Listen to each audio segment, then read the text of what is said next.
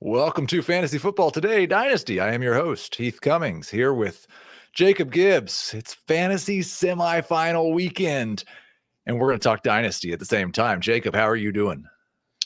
I'm great, man. I had a couple of bad beats this week. Always rough, but that's just part of it, And so that's why we love dynasties because, let's get to the offseason. Let's talk about rookies. Let's look forward to next year, I was just talking about one of my bad beats. I don't know if it wasn't a bad beat because DeAndre Swift only scored 9 points last night. He beat me on his last carry. But it was a bad beat because I lost -4 points on Justin Fields' Hail Marys. Thank you, Darnell Mooney. So we're going to do something a little bit different on today's show, a little bit of Would You Rather. Well, I give Jacob Gibbs two guys that I have ranked very close together, and he's going to tell me who he prefers and why. It's probably turned into a little bigger conversation about hopefully some players that we've not talked about as much lately. Kyler Murray, Will Levis. We need to talk about who's the number one RB1, the RB1 overall in Dynasty. Isiah Pacheco, Tony Pollard. We got two guys moving in opposite directions. We will get to that in just a few minutes. First, we're going to start with 3 questions for Jacob Gibbs. I try to do this almost every show with the guest. And since he is maybe the only person employed by CBS who's a bigger Chiefs fan than I am, let's start with a Chief, although it's not a positive question necessarily. Is Travis Kelce still elite? Yeah, I think so. I think if you watch Travis Kelce and if you hear the words he's saying in interviews and stuff, I think it's clear that he's worn down. I worry a bit about him potentially retiring this offseason. We'll see how the postseason goes. But there's one play that stuck out to me. It was the Hail Mary. I can't remember who we were playing, but it was 2 or 3 weeks ago. And I was watching with somebody who doesn't normally watch the Chiefs. And they showed the replay of the Hail Mary, and Kelce just looks so hurt and slow as he's running. And the person who's watching, he's like, you wouldn't think watching this guy move that he's like a premier athlete. Like you would never think that he's Hall of Fame, best tight end of all time. And I think that's just kind of where he's at. But statistically, yeah, I think he's still there.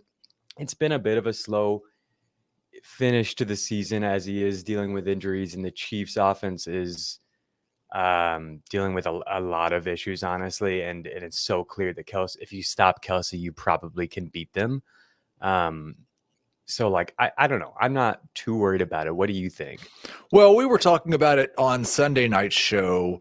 And the consensus opinion was that he is not tight end 1 next year. He's certainly not a round 1 pick next year. Mm-hmm. The thing that I struggle with, because I kind of have a thing with wide receivers, and this, I call this the Allen Robinson rule or the AJ Green rule, or the like pick your late 20s, early 30s wide receiver.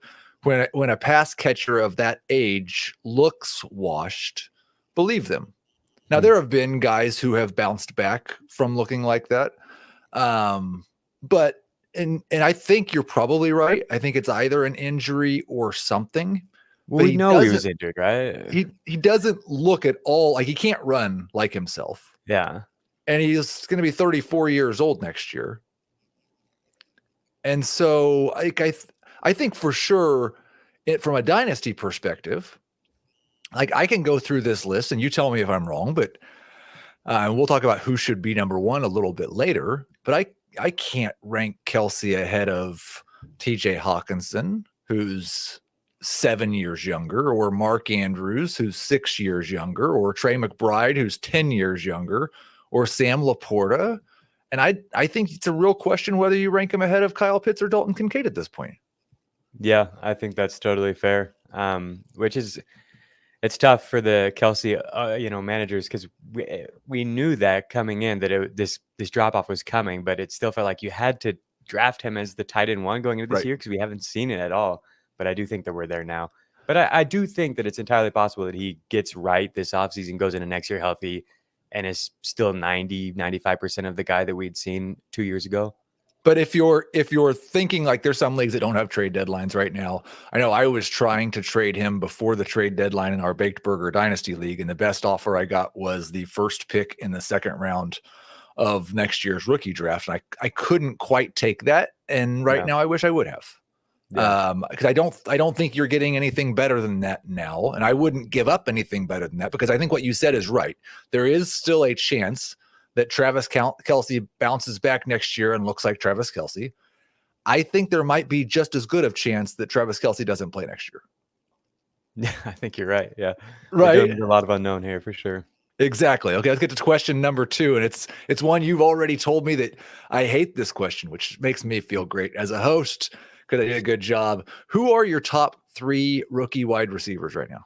I hate this question, but it's a good question. It's a damn good question. It's one that needs to be posed because I think this feels so backwards. But I think all 3 of the guys that we had going into the year, most people's consensus was Jackson Smith and Njigba, Quentin Johnson, and Jordan Addison. I don't think any of them would be my top 3. Of that bunch, I think I would put JSN at the top and potentially in the top 3.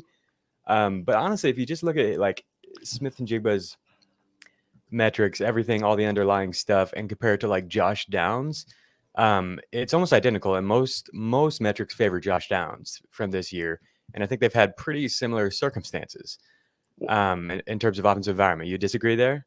I would disagree a little bit with that, just because I don't think playing alongside Michael Pittman is equal to playing alongside DK Metcalf and Tyler Lockett. In terms of target competition? Yes. Is that what you mean? Okay. I guess that's fair, but Pittman has been a pretty pronounced target hog over the last couple of years. He's, spoiler alert, he's my answer to your next question. Is Michael Pittman is who I would be buying this offseason, because I think he is legit a wide receiver 1. But anyway, that just the point I'm trying to make there is like, nobody's putting Josh Downs in this conversation. So my top 3 would be, I think you have to put Puka Nacua there at 1. Just everything that we've seen him win in a variety of different ways, even with Kupp on the field. Just looks like a phenomenal player. I'm really, really excited about him long term. I think Tank Dell would be second, which is wild. But I feel really good. So many of these wide receivers, there's a lot of ambiguity about their quarterback situation going forward. And I think that's a really important point for both Dell and Rashee Rice, who would actually be my third, is that like they are locked in as potentially the one going forward with what seems to be one of the best quarterbacks in the NFL. And it is, I really like the coaching staff there in Houston as well. I'm assuming that they don't lose Bobby Slowick this offseason. So yeah, I think it would be those 3, which is nuts because going into the year, they were like all outside of the top, like 6 or 7 wide receivers in dynasty ranks. Is this too much recency bias? I think you have more of like a hardcore dynasty audience. I wouldn't be surprised if they're just screaming now because they stay, so attached to the profiles coming in. But yeah, I think what we've seen from those guys is so impressive. It is so impressive. Right now I have it Puka and then JSN and then Addison. Addison is the one that I think like he was actually wide receiver 1 or 2 for some people coming into this season. And I don't like, he's pacing towards 1,000-yard, 10 touchdown season as a rookie. I don't know how he could have lost ground in that circumstance. Tank Dell moved up into that discussion for me. I might be overreacting a little bit to the injuries, but this is a guy who, like, the one question was, he's half the size of a normal football player, not literally, obviously, and he suffered a broken leg.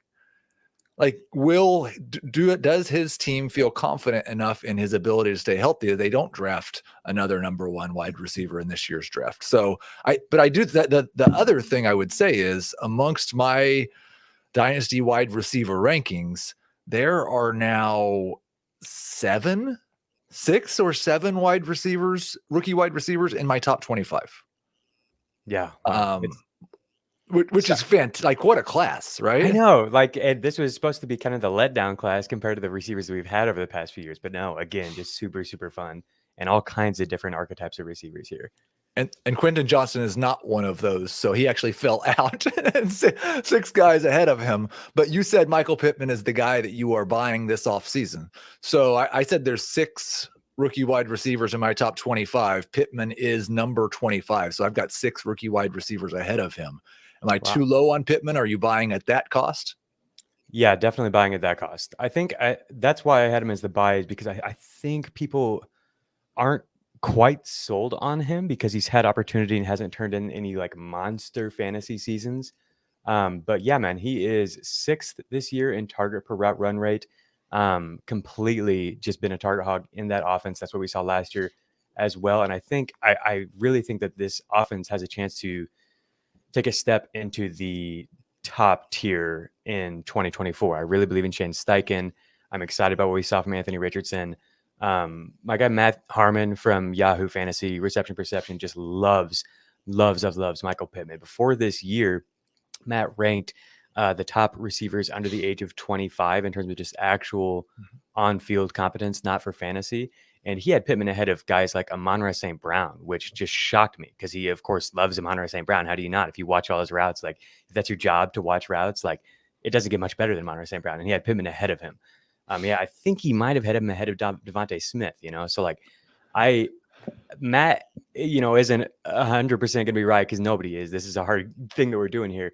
But, he's been pounding the table for Brandon Aiyuk, Nico Collins, all these guys that I also like. When I look at their data, I'm like, man, this looks like a legitimate, like potential wide receiver one that's just in a bad situation. And then we see that, eventually come around. Not always. And so that's kind of where I'm at with Pittman is I think he might be the next Brandon Aiyuk type of player where like a mega breakout is coming.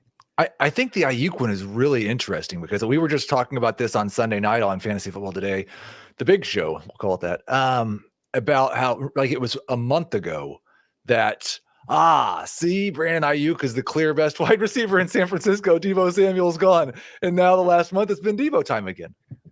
Yeah, and I don't think that has anything to do with Aiyuk necessarily. I don't think they're mutually exclusive. I don't think anything that we saw from Aiyuk is like invalidated by what we've seen from Deebo. I think it's just like, wow, Deebo is here to remind us that he's really, really good when he's healthy. Right. And that's cool.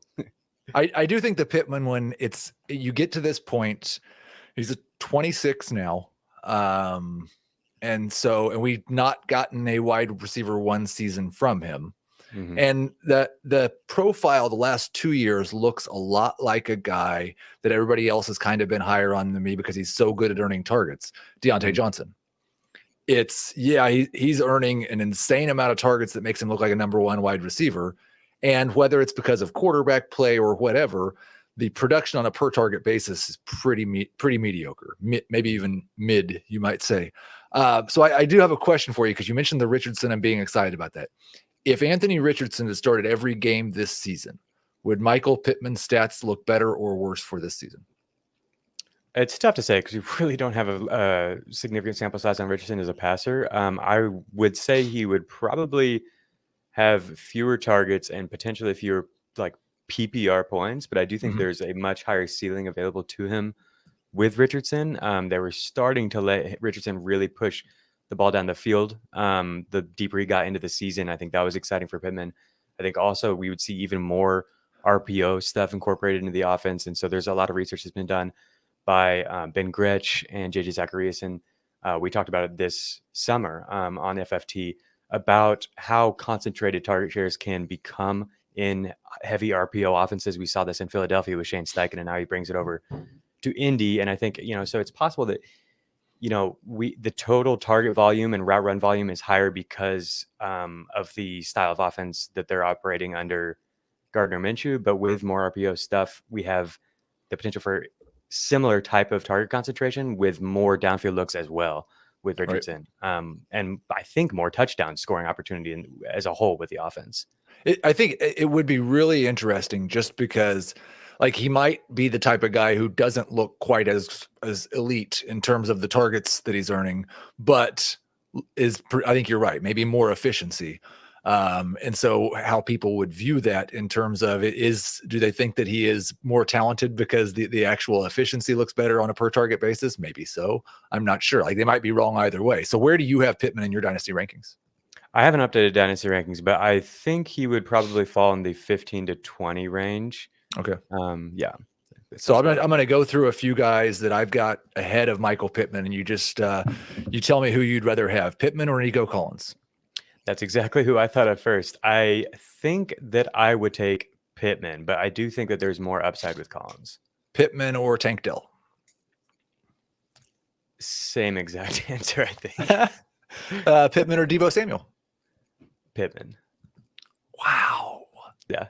That is just absolutely. That's the thing I think that like this disconnect for me between what Debo has done 2 of the last 3 years in terms of fantasy production and efficiency on a per touch basis versus what Pittman has done on a earning targets, but not turning those into fantasy points. I think that nexus in between those two guys, we could probably just spend an entire show on. Pittman or DJ Moore? I think that they're basically identical. I think I would lean towards Pittman because I feel a little bit better about his offensive environment. I don't really know what's going to happen in Chicago. So you said Pittman over Tank Dell. So you're basically taking Pittman over every rookie besides Puka. Yeah, the more that I'm thinking about it, Pittman would probably be like a top 12 or 15 receiver for me in Dynasty. Wow. And so philosophically, last question on Michael Pittman. We'll take a short break and then we'll get into the game that we've got coming here. The would you rather for a guy, he's going into his age 27 season next year, right? He has to produce a top 12 season next year to be worth a top 12 or 15 ranking in a dynasty perspective, right? Mm-hmm. Like next year needs to be the start of the peak. Yeah, no, it's a bit of a precarious position right now where he's at. It reminds me of like Deontay coming off of his really good season 2 years ago. But I think the offensive environment around him is better than Deontay's was. Well, I can't imagine it's going to be any worse than the offensive environment around Deontay Johnson has been. Let's take our first quick break here, and then we'll get into some of my internal ranking disputes. We'll see if Jacob thinks these are even close. Okay, so I've got about 10 different guys, 10 different duos here that I'm having a hard time deciding who I would rather have. I think you could make a case for both. And so I'll kind of ask you to go through these, Jacob. You tell me if you agree that it's close, who you'd rather have, and then we'll see whether I'm too high or too low on these guys. I've got Tua Tagovailoa at QB 11. I've got Kyler Murray at QB 12. Which one would you rather have in Dynasty, and do you think they're actually this close? This is the one that surprised me the most. To me, it's clearly Tua. I kind of want to hear your pro Kyler case because I seem to just be lower on Kyler than most people, especially for Dynasty. Although Arizona does seem like more committed to him than ever at this point, or at least than we've seen them in a long time. There was a while where it's like, are they just going to move on from Kyler? It kind of feels like they might. I don't think of him as a good real life thrower of the football. That might be true. I think these guys are both really, really difficult to evaluate. Because what is Tua if he doesn't have Mike McDaniel and Tyreek Hill? A lot of his is scheme and elite talent around him. A lot of Kyler's is what he did 2 and 3 years ago as a fantasy quarterback, which was elite. I think my case would be these guys are basically the same age. They're both 25 coming into the season. Kyler's contract is such that while maybe Arizona's not going to stick with him, he's going to be a starting quarterback. He's not losing. He's definitely a top 25 or 30 quarterback in the NFL, and he's being paid so much that somebody's going to be starting him for the next couple of years. And so I think his upside with his legs, and if you give him a real number one wide receiver like DeAndre Hopkins, he's looked better as a passer in that situation too. Again, I might be a little bit more down on Tua than high on Kyler in this situation, but I think both these guys are so situation dependent. They're about the same age, and I think Kyler has a more secure long-term future. I'd be more worried about Tua in a couple of years than I would be Kyler. Yeah, I think that's fair. I do think Tua, his setup is unbelievable, and he's going to be there for a while. Are you worried at all about the rushing coming down a little bit for Kyler coming off the injury and that's what we've seen so far? Well, I think you worry about that in the first year back. Mm-hmm. I don't worry about the rushing being lower next year. Okay. But yeah, I think it's been a little bit down this year. The other thing is, like, you're right. The situation is fantastic for Tua. It's probably as good as any quarterback in the NFL. And he's like QB 15 on the season. Like, when is Tua going to, and I know I hate to just keep coming back to fantasy production, but that is what we're doing here, is playing fantasy football, and Tua is not delivering. Yeah, it's been a kind of wild season in terms of the number of touchdowns that have been scored by the running backs in Miami. Right. But yeah, no, that's fair. I think that you made some good points. This is closer than I would have originally thought. But you would take you'd be strongly in Tua's favor, right? Going in, yeah. I've had a tough time evaluating Kyler. Both these guys, like you said, are just pretty complicated. Right. Yeah. So a couple of QB2s here, maybe end of the roster guys in a one quarterback league. I think I probably felt better about Sam Howell at the beginning of the year than I do right now, and maybe worse about Will Levis than I do right now. But I've got them back to back right now. I think they both have a chance or at least compete for a starting job next year. Who would you rather have on your roster, Sam Howell or Will Levis? I'm going to go with Sam Howell because the offensive environment there I like, but really these guys are kind of the Spider-Man meme to me. I dug into their stuff a little bit more, and it's just they're both taking sacks at a league high rate, pretty high off target rate for both of them. Howell's is actually higher on a lower average depth of target, which does stand out.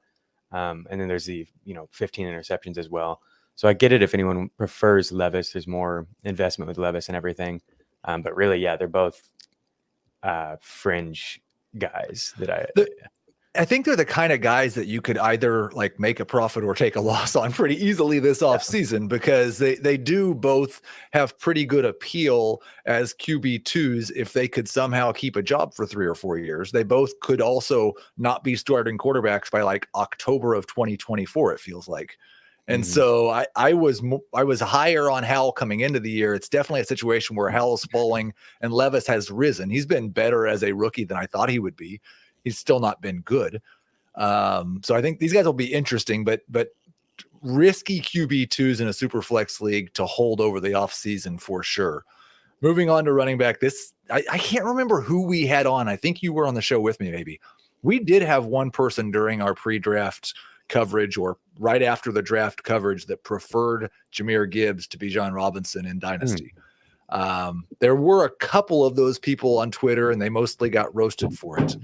But Gibbs has been much, much better.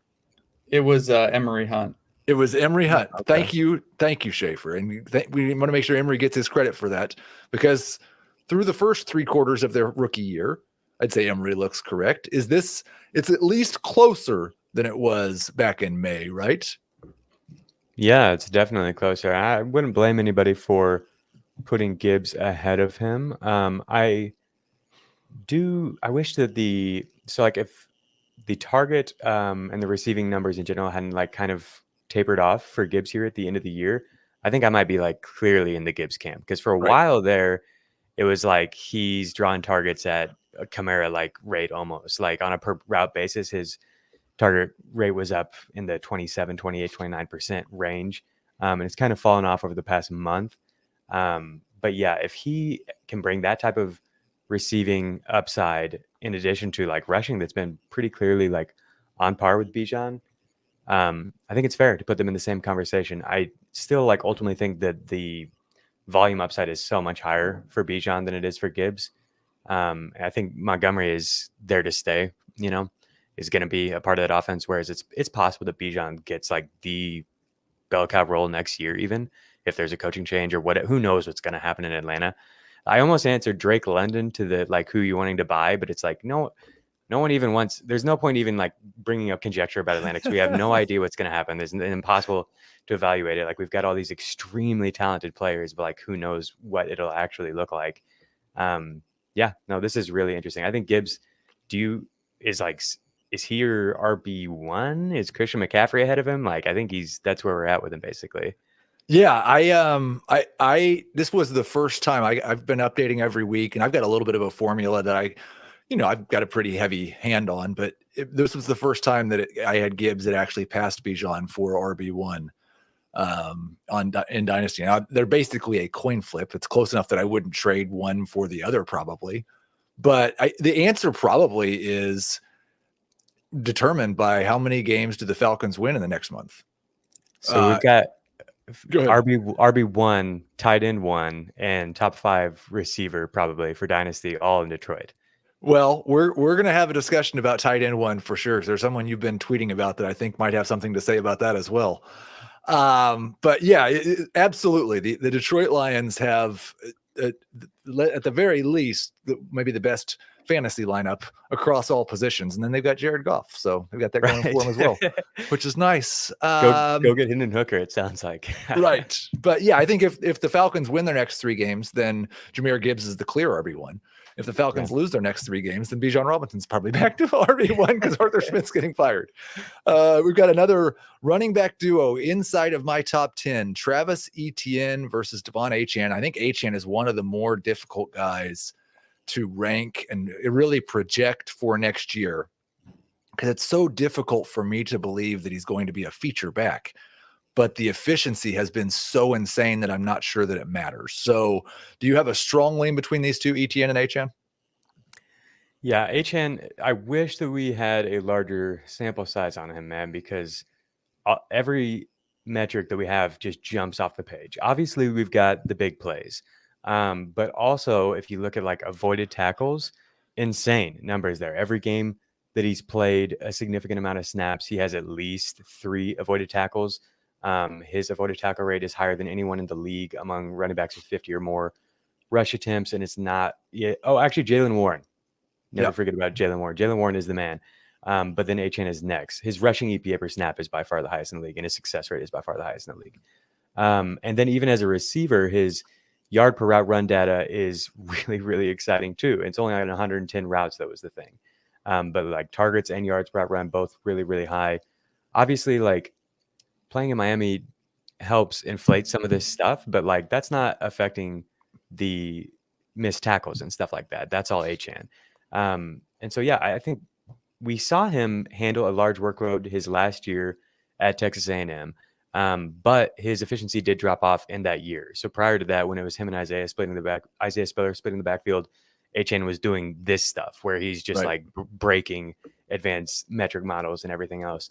And then it kind of fell off a little bit when he got the bell cow workload. So you take that however you want to, like that's not necessarily guaranteed to happen again, but it's entirely possible that that's what's going on here, is that this is mostly a small sample size thing. Because if you look at like Keaton Mitchell, his data is pretty similar to Achane's, but it just comes on an even smaller sample size. And normally these things even out over a larger sample. So yeah, I really don't, I haven't attempted to rank Achane. Where does he fall for you among running backs?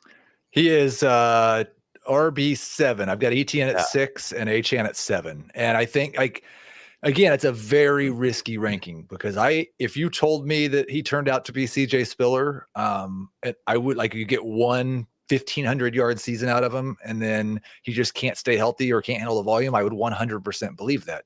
But that the upside is as high as looks right now, as high as anybody in football. Mm-hmm. Yeah, no, for sure. And then, so Travis Etienne is the guy we're comparing him to here. It's been another really good year for Etienne, I think. It's the offensive line in Jacksonville has been so bad, so hard to find lanes behind. So last year, Etienne averaged 2 yards before contact per rush. This year, it's 0.86. It's just abysmal there, man. Right. And like, if you look at avoided tackles, he's been one of the best in the league. Like I think Etienne is doing about everything he can. And so like the point I want to bring up is like he's had some luck with touchdown variants, I think. But it's not anything outrageous like Raheem Mostert. But Etienne is the RB3 in fantasy, even in a kind of dysfunctional offense this year. And it's possible that I think Jacksonville's offense gets a lot better. I don't know if they can shore up the offensive line in 1 year or if it's a coaching issue or what needs to change. But like there are some pieces in place here. And yeah, I think just seeing him do this year, to me, I think you've got to take him over Achane, even though there is, massive upside with Achane. Because like we've already seen the upside for Etienne like actually come to fruition. Right. Yeah. No, I think that's right. That's why, like I said, I've got Etienne 1 spot ahead. I'm going to derail the conversation for just a second. We'll get back to the game, but you said something about Jacksonville, and this has kind of been an ongoing conversation on the show as well. A guy that I have behind Tua and Kyler Murray that probably will get me killed in a lot of dynasty circles. It's Trevor Lawrence. Wow. But it seems like you're still, like you said, they've got the pieces, some pieces. I assume because Calvin Ridley's not guaranteed to be there next year, that the piece that you're talking about is Trevor Lawrence. You still feel confident that we're going to get elite fantasy production from him at some point in his career? I don't know if he's ever going to be an elite fantasy producer necessarily, but I do think he can, facilitate a high-powered offense. So like if he gets huge touchdown totals as part of that, then yes. But I think that's basically where it has to come for him, because I don't know if under the current regime he's ever going to have like huge passing volume numbers, and he hasn't rushed in the way that we would have liked. So for fantasy, I get it. I think it's fair to move him down. It seems wild to move him just because of how high people have been on him. I've been lower on Lawrence as well. So like if I actually had updated my dynasty rankings, he might fall into the same range. But you have him at like 14 or something, you're saying? Yeah, I think he's 14. Wow. Yeah. But no, I think and you mentioned the touchdowns. That's the thing. And I agree with the idea that something could click at some point, but it's pretty much been a steady thing throughout his career. And we see this with young quarterbacks all the time, especially rookies often have really low touchdown rates, often struggle in the red zone. And that was really true for Trevor Lawrence. It's just remained true.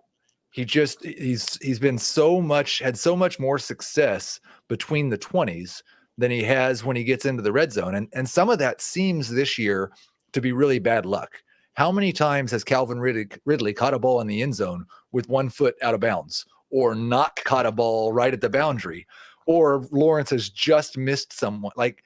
And so I do understand the sentiment that, Trevor Lawrence next year is just going to have regular touchdown luck.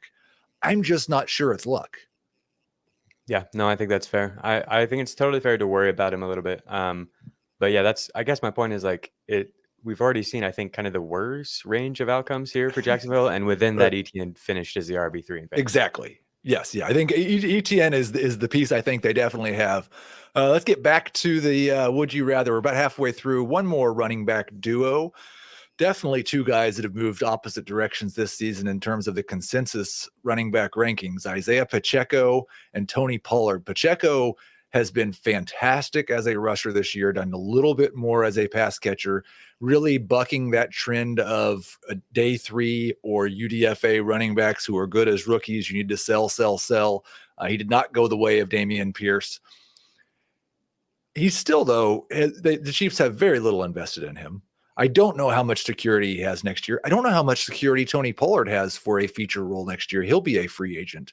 Which one of these guys do you prefer in Dynasty? Which one do you feel more certain will be a fantasy starter next year? Yeah, I have no idea who is more likely to be a fantasy starter. I guess I would lean towards Pacheco because we really don't even know what's going to happen with Pollard. I think Pacheco is the guy who I would take out of these two. He's younger. There's not a significant investment in either. And we've seen Pacheco be decently efficient as a full-time back. He's improved across the board this year in terms of making people miss, making tacklers miss. His receiving is up, which was inevitable. He was like at the very bottom last year among running backs and receiving, but it is up.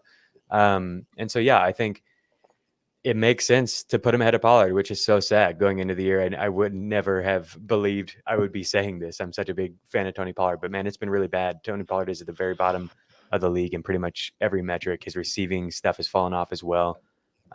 It's tough. I do think there's reason to hope that this is related to the injury that he suffered at the end of last year, and that another full off season, he could be 100% going into next year. It's not necessarily likely, but it's reason to hope.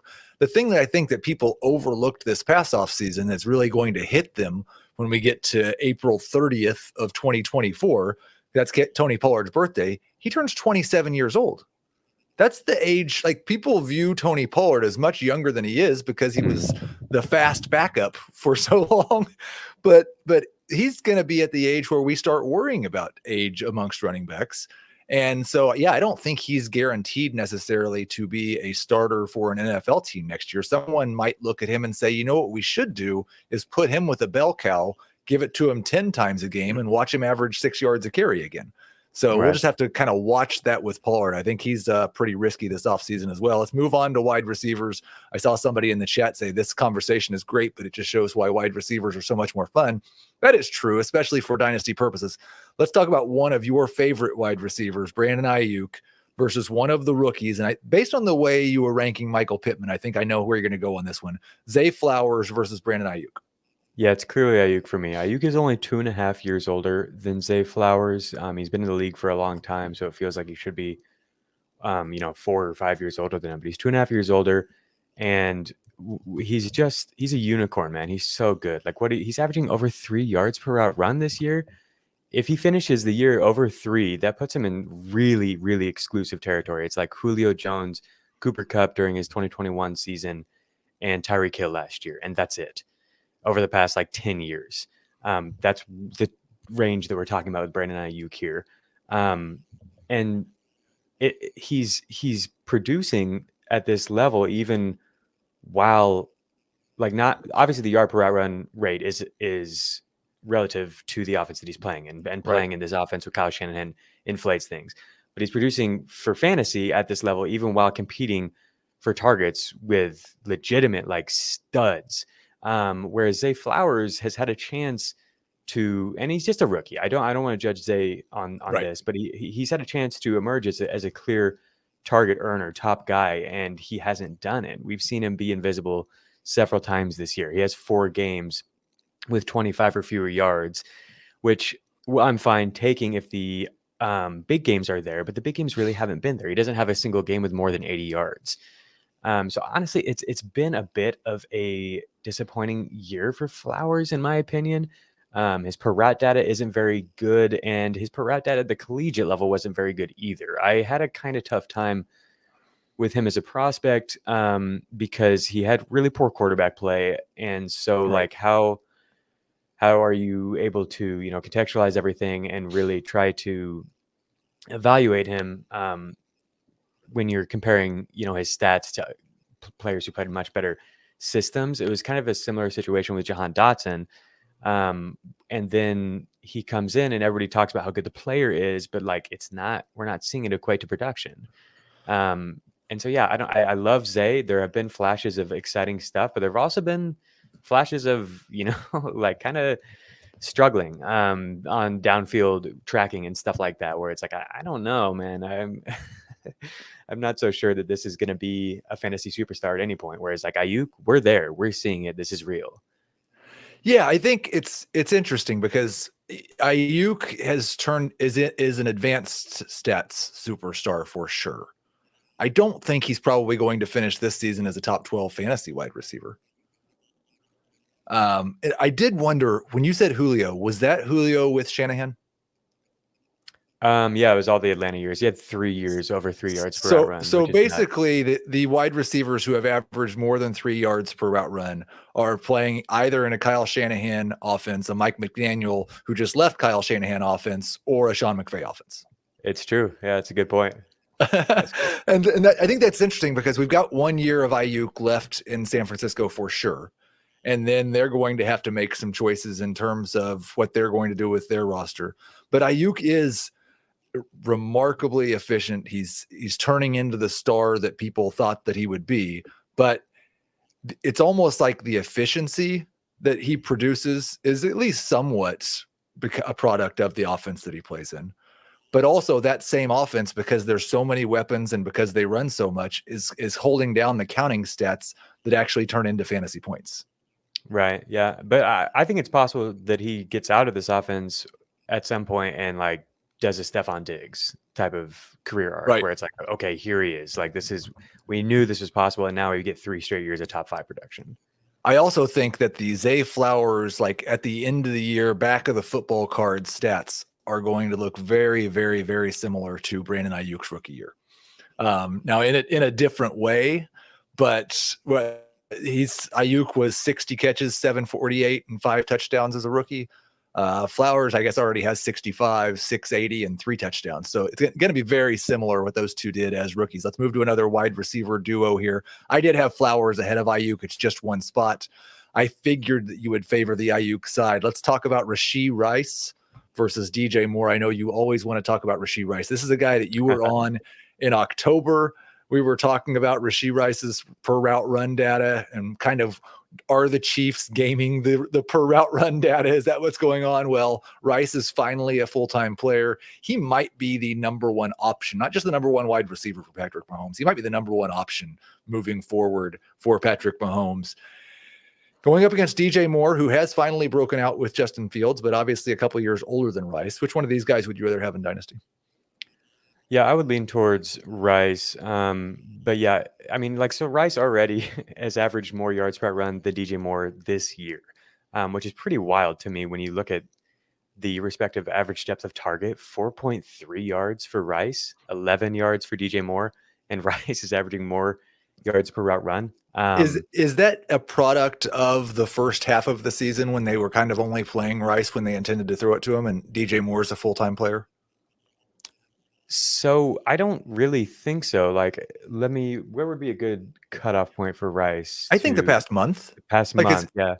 Are his yards per route run steady over the last month compared to what they were at the beginning of the season? Because it looks like it to me. Let me just pull this up on True Media real quick. Yeah, no problem. And go ahead. Since week 12, 2.6 yards per route run, Wow. which is elite. That would yeah.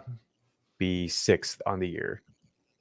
And he's pretty much been a full-time player since week 12. So yeah, no dip in that at all. We've seen the production come up. I mean, you look at the full season stats, and this is not even close. DJ Moore's been much, much better than Rashee Rice in terms of fantasy production, in terms of yards per game, in terms of any way you want to measure it. But then when you get down to the more granular stuff, Rice has been elite. Yeah, I do wonder like what the role will look like if we are going to see an expansion of his role. At the collegiate level, for what it's worth, this was what Rice did when he was at his best. He was a catch and run guy who worked from the slot, which is a bit strange because he's a big dude. He seems like somebody who could work from the perimeter. He's a rangy athlete, and then they moved him to the perimeter, and he wasn't as good in terms of efficiency. I think he was dealing with an injury. Playing through an injury during that season. So take that with a grain of salt. It's possible that he could move into that type of role and succeed, but we haven't seen that really at all. Like, he has topped out at 47 air yards as a single game high all year. So really not being used down the field at all. I mean, he's Juju, right? Like, I say that, and people are we're going to envision current Juju with one knee who can't run, or last year, but you remember elite Juju, the first couple of years of it, like that big slot role that really probably needs somebody else also drawing coverage as well. He seems to, hopefully he stays healthier and his career takes a better path than Juju's did. But there's a lot of similarities between these two guys, isn't there? There definitely are in terms of the way they're being used. They're good, after the catch guys. I will say that Juju was often dependent on zone matchups, and I do think that's where Rice is at his best, is finding holes in zone. But he does have pretty encouraging data against man coverage, against single high safety coverage, stuff like that. I thought maybe it would just be like he's just beating zones, but he's been able to get open in those types of situations. And just looking at his data compared to Juju, it's better than young, early career Juju. Like, his yard per route run rate this year is better than anything we've ever gotten from Juju.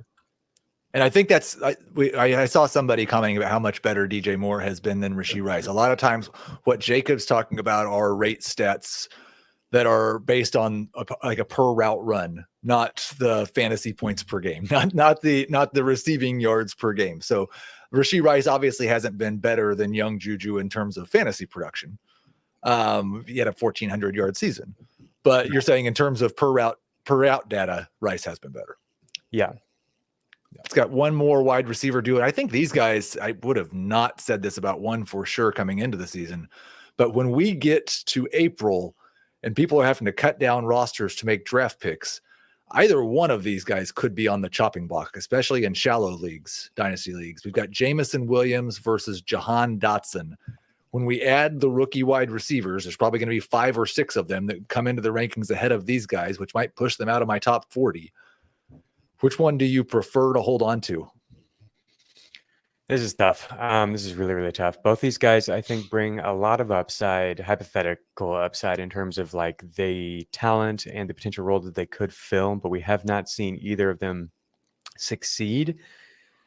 I I think I almost kind of want to lean towards JMO because we haven't necessarily seen him fail. Whereas Dotson, we have a pretty large sample size of him like not being productive at this point. Right. Also, this might just be recency bias because did you see the move Jameson Williams put on the sideline this past week? Holy crap, man! I saw that and I'm like, there it is. Like that is the guy that we saw at Alabama. Like he's so electric. He does stuff like that where it's like, whoa, the defender totally thought he had the sideline closed off and it wasn't even something he had to worry about. And JMO just moves differently. Dotson, man, Dotson has almost 1,000 routes in his career at this point and has just not produced. It's a very large sample size and he has a 15% target per route run rate on those routes. He has just one game with a target share above 25% in his career. It's the group that he would fall in terms of first 2 years of a career data is really, really ugly. There are a few, Devontae Adams, okay, and DeAndre Hopkins had a bad rookie season. Like occasionally there are guys who end up bucking that trend, but like, I don't know, man, it's really hard to bet on this profile. But if you do value like Matt Harmon and what he says, he totally believes in Jahan Dotson. I think he's one of the biggest guys, right? Still pounding the table for like Jahan Dotson is a stud, is a very good player. It's just been the target distribution has been very weird in Washington this year. Yes. There's no way around it. Like it's been what we saw from Bieniemy and the Chiefs offense, but even more spread out. And so that makes it hard for any player to see, I said he only has one game with a 25% target share higher. Like McLaurin would be in kind of the same boat. He has a few more, but not much more. What do you think on these guys? They're so hard to make sense of. Yeah, I currently have Williams one spot ahead of Dotson. I was a big fan of Dotson coming into the year. Been really disappointed, but I think you were right. It's the offensive environment that would be more conducive to a potential breakout next year for Jameson Williams.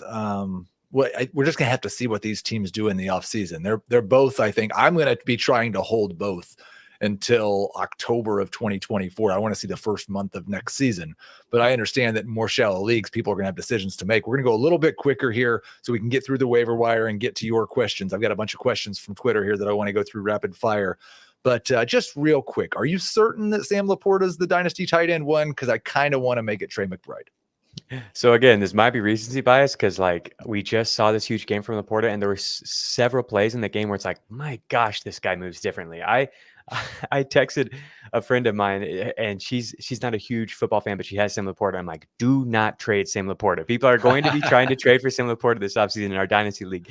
Don't trade this guy because this guy does stuff that I haven't seen a young tight end do unless they were, destined to go on a date, a mega pop superstar. Like this guy is different, man. And his per route data is really, really impressive as well. And so we're comparing him to Trey McBride because what Trey McBride has done this year is absolutely insane. Trey McBride has a higher target and yard per route run rate than Travis Kelce. If you look at, per route data, he's the best among all tight ends and is coming in an Arizona offense that has been totally inefficient. But Sam LaPorta is not far off of those marks, and it's his rookie year, and he's competing for targets with Amon-Ra St. Brown and Jahmyr Gibbs. Like this offense has way more players to get the ball to. And still Sam LaPorta is demanding targets on 23% of his routes. Whereas like McBride really struggled as a rookie, which is not unusual for tight ends. But like what's unusual is what LaPorta is doing as a rookie. Yeah. I think I love both these guys. They're definitely my top two. I currently have LaPorta 1 and McBride 2. But I don't have a strong feel on that. I think either one of them could be the best tight end in fantasy. If people forget about how great, and you were highlighting this on Twitter, how incredible McBride was in his final year of college as well. He made a couple of catches. I was unfortunate enough to be watching a lot of that Arizona game yesterday. He made a lot of catches that if he had been in prime time like LaPorta was, we might be a little bit more excited about him in that game. So let's run through the deep waiver wire just real quick here. You can kind of tell me if you have any interest. We just like to do this because I know there's people in their semifinal matchups that all of a sudden are looking for something. Taylor Heineke, 10% rostered, will be starting for the Falcons. It wasn't great the last time that we saw this, but it is a good matchup against the Indianapolis Colts. He is in the dome. Are you starting him as a QB2 this week?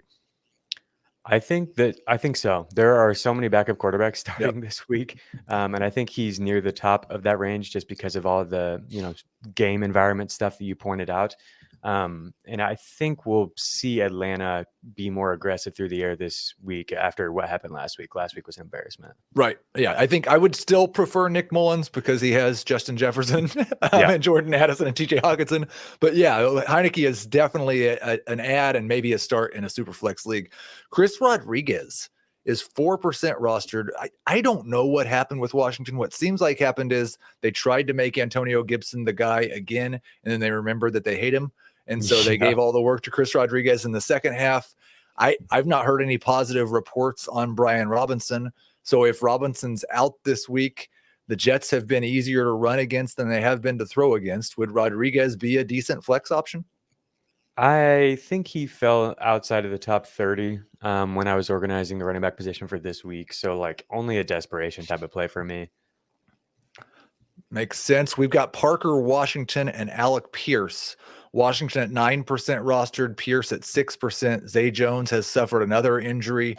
We don't know if it's going to be Trevor Lawrence or CJ Beathard, but I think Parker Washington should be rostered in more than 9% of leagues anyway. I really think he fits that Christian Kirk profile very well. And part of the problem they were talking about on the broadcast was that Trevor Lawrence hasn't been looking for him like he was Kirk because Washington's open. That's a guy I definitely want to add. And then Alec Pierce, obviously, probably going to get a little bit of a boost if Michael Pittman can't play this week.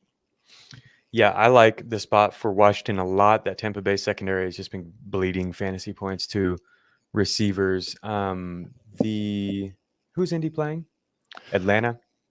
The Falcons, Yeah, that's a really tough spot for particularly for a receiver of the archetype that like is pushing down the field for targets. Atlanta has been really, really tough against perimeter receivers. They used a lot of press coverage. He could get open down the field for a few looks, but I think that's a desperation play as well. And then Tucker Kraft's 9% rostered has been pretty decent the last couple of weeks. I know he's like possibly a streamer the last couple of weeks in the fantasy playoffs if you need one. Is there any chance that he's challenging Luke Musgrave next year? Musgrave was better with his opportunities this year than Kraft has been. Kraft has just a 12% target per route rate, 1 yard per route run on the year. But we have seen him be decent and show some flashes over the last 2 weeks. And his route participation was all the way up to 93% this past week. Third round pick. So I think it's possible that this is more of a split between the two, but they really like Musgrave, man. They really wanted to make it a priority to get him involved in the offense. So I would expect him to be the lead guy. But yeah, for this week, I think Kraft is a decent streamer if you need him. Yep. Okay, let's take a short break, and then we've got a bunch of your dynasty questions from Twitter up next. All right, I'm just pulling up the questions here. We had quite a few here, so let's see if we can run through some of these rapid fire here. A dispute came up in my league. There's no trade deadline. Seems like no one was really aware there wasn't a deadline until two managers made a move. Now some teams think if we allow trades in the playoff, that playoff teams should only be allowed to trade with each other. What is this nonsense, Jacob? Yeah, if there's no trade deadline, I think it's fair game. Everybody should be able to trade. You're playing Dynasty, so you're playing year round. And so I think just like drawing the deadline at the playoffs and saying that only playoffs teams should be able to trade with each other doesn't make sense. It's kind of arbitrary. Well, it's the same thing. Yeah, somebody had asked me if they could pick up players when they're eliminated from their dynasty league. Of course you can. The waiver wire is wide open, and if there's no trade, I don't know how you feel about it. I have leagues with no trade deadlines. I have leagues with trade deadlines. There's benefits to both. I think if you're going to have a league with no trade deadline, you need to make sure that you've got 12 guys who are actually really involved and want to be a part of it, because somebody can make a really bad decision and kind of alter the league late in the season. Yeah, that's a really good point. There has to be some sort of buy-in or agreement that beyond this year. Is Breece Hall a sell high candidate in the offseason with everyone hoping that Rodgers is going to make things better? I don't think so, man. I think Breece Hall is really, really good. I think he's top 2 or 3 running back talent in the NFL right now. This is one I agree 100%. He's a top 5 or 6 dynasty back for me right now. So yeah, absolutely. Heading into 2024, what dynasty approaches will you take heading into the offseason or draft? Is there anything that you learned from this year or that you're changing for next year from a dynasty perspective? If you've listened to this whole episode, you know that like I probably need to stop letting my ego, hubris, whatever, affect my decision making so much, and just understand that like there's a reason that we have some rules with Dynasty related to archetypes and stuff like that. Like, you know, Dameon Pierce probably wasn't a good bet this year, and I knew that based off historical data.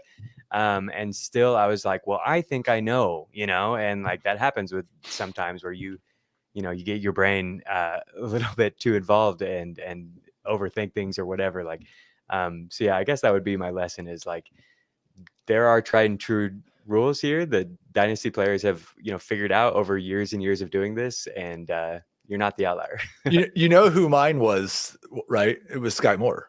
Yeah. Like the rookie and the answer to that question going into next year is going to be Quentin Johnston. Like the rookie first or second round pick that lost a bunch of dynasty value in their rookie season and wasn't hurt is not the guy who's buy low and is going to be better next year. He's just a sunk asset. I do think the outlier problem is one that like you just kind of have to figure out how you're going to deal with it in dynasty, because you're right. You're probably not the outlier. At the same time, outliers win leagues, and there's very few things that are more fun than like choosing the outlier, like saying, no, this guy's going to be the outlier and being no right. Doubt. Like it's the best part of fantasy football. I hit on Puka Nacua. I hit on Tank Dell this year. That feels good for sure. Yes. Yeah. Not really a question, just a factual statement. Rashee Rice is a top 20 dynasty wide receiver. I think that's just about right. I think he's somewhere in that range. I worry a little bit about the upside just because we haven't seen his role expanded beyond the low A stuff. But yeah. Traylon Burks is available in my 12-team dynasty league. Is he worth giving up any of these rookies? Cedric Tillman, Marvin Mims, Jonathan Mingo. I think you could drop. I think you could drop all four Tillman. of them. I think you could drop Tillman for him. I don't know on Mingo. They've kind of gotten him more involved as the years gone on, and I would hold out some hope there. I think I would rank Burks third on that list. I'm getting really old at running back. Mixon, Najee, Singletary, Madison. What young backups should I be targeting to replenish for the future? That's a good question. Do you have anybody off the top? He said that he offered a 3rd-round pick for Chase Brown. Chase Brown's who came to mind, yeah. That would have worked a lot better about 3 weeks ago. Right. Somebody saw Chase Brown run real fast. Right. I think what I would say is, it depends obviously how strongly you're competing, but you don't have to have running backs in the offseason. Mm-hmm. I don't think I'm targeting any of those guys. Like I will be churning the bottom of my roster with backup running backs. I'm probably going to start a Jahmyr White this week in a dynasty semifinal that I'm favored. Like get those guys, but I'm not giving up draft assets for them, especially in January and February and March. And if I have to trade for a running back, I would like to do that is right at the trade deadline. So but then I know who's healthy.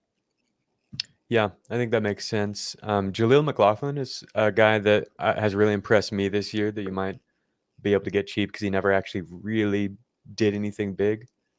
Kendre Miller, if you're into that, if that's somebody you like going, if that's, I wasn't super into his profile, but if you were, he had a quiet rookie season, so you can maybe get him for cheap. No, I think those are good. I wonder, do you have any faith at all left in Tank Bigsby? It has been about as bad as it could have been, and I didn't really get it going into the year. From a profile standpoint, he seemed about as mid as it gets. I think people just really overhyped the potential role as like the short yardage guy there, and then he didn't get that at all. So yeah, I don't know. No, I guess is my answer. Yes, I that's pretty much how I feel as well. I don't think the rookie running back who's done nothing is quite as bad of a bet as the rookie wide receiver who did nothing with opportunity, but still, Bigsby's been awful. And so I wouldn't be surprised if they're looking for a different. They've already replaced him with Dearness Johnson this year. Right. That is going to do it for today's episode of Fantasy Football Today Dynasty. Gibbs, thank you so much for being here. I'm going to talk to you a lot this offseason. I am looking forward to the stuff we've got coming in 2024. Thank you to everybody who listened. Please remember, subscribe, like, rate, review, anything you can do to support us. We do appreciate it, and we will talk to you next Tuesday.